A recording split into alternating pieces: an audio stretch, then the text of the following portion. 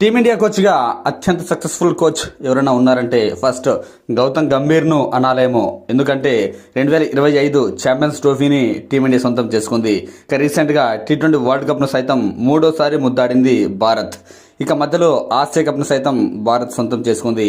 ఇలా మేజర్ ఈవెంట్స్లో, ఐసీసీ ఈవెంట్స్లో టీమిండియా ఆధిపత్యం ప్రదర్శించింది అంటే అందులో కోచ్గా గౌతమ్ గంభీర్ కూడా ఖచ్చితంగా మార్క్స్ ఇవ్వాల్సిందే.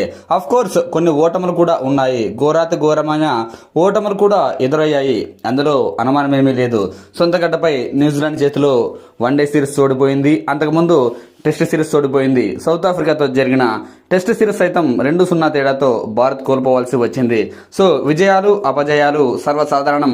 కాకపోతే మేజర్ ఈవెంట్స్ గెలిచింది కాబట్టి ఆయన కోచింగ్ స్టాఫ్లో ఉండగానే ఖచ్చితంగా క్రెడిట్ కూడా ఆయనకు కూడా దక్కుతుంది.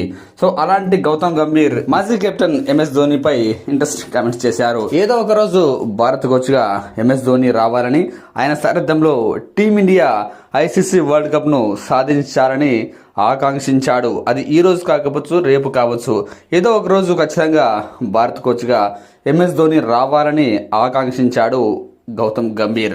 అలాగే అంతకుముందు ఎంఎస్ ధోని గౌతమ్ గంభీర్ గురించి రియాక్ట్ అయిన విషయం కూడా మనందరికీ తెలిసిందే.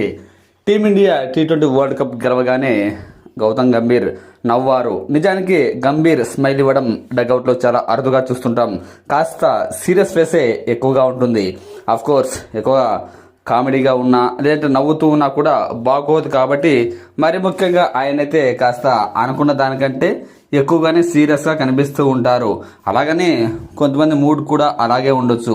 పని పట్ల అంకితాభావం, సీరియస్ కూడా ఉంటేనే ఒక్కోసారి వర్కౌట్ అవుతూ ఉంటుంది. ఆఫ్ కోర్స్ గంభీర్ విషయంలో కూడా అదే జరిగి ఉండవచ్చు. ఎందుకంటే ఆయన కోచ్గా సూపర్ సక్సెస్ అయ్యారు. కోచ్గా కేకేఆర్ను ఛాంపియన్గా నిలిపారు. ఎందుకంటే అంతకుముందు కేకేఆర్ పెద్దగా ఐపీఎల్లో వితౌట్ గంభీర్ సక్సెస్ అయిన సందర్భాలు చాలా తక్కువ.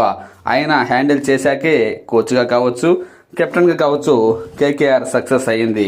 సో అటు కేకేఆర్ కోచ్గా సక్సెస్ అయ్యారు, ఇటు టీమిండియా కోచ్గా సక్సెస్ అయ్యారు. అంతేకాకుండా తానే జీవితకాలం కోచ్గా ఉండాలి అనుకోకుండా తన స్థానంలో మరో దిగ్గజం రావాలని, ఆయన కూడా సక్సెస్ కావాలని ఆకాంక్షించడం గౌతమ్ గంభీర్లో ఉన్న గొప్పతనం అనుకోవచ్చు. ఖచ్చితంగా ఎంఎస్ ధోని గారు సారథ్యంలో కోచ్గా సక్సెస్ కావాలి. ఆయన కూడా ఎప్పుడూ నవ్వుతూనే డగౌట్లో కనిపించారని వ్యాఖ్యానించాడు.